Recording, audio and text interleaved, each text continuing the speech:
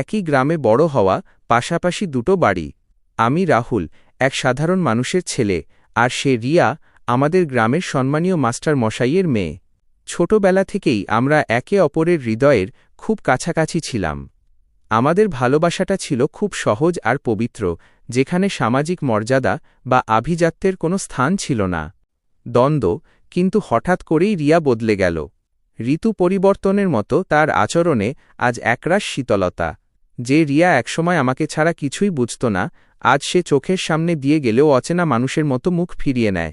যে রিয়া আমার বাবার সাধারণ পরিচয় নিয়ে কোনোদিন কুণ্ঠিত ছিল না, আজ কি তবে সেই আভিজাত্যের দেয়ালটাই আমাদের মাঝে বড় হয়ে গেল?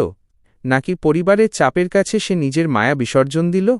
আক্ষেপ, মানুষ যে এত দ্রুত অচেনা হয়ে যেতে পারে তা আমার কল্পনার বাইরে ছিল। সম্পর্কের এতগুলো বছর কেন সে এক নিমেষে ভুলে গেল? তার এই হঠাৎ নীরবতা আমাকে প্রতি মুহূর্তে ক্ষতবিক্ষত করে। উপসংহার, আজও মাঝরাতে জানালার ওপাশে ওর ঘরের মৃদু আলোটার দিকে তাকিয়ে থাকি।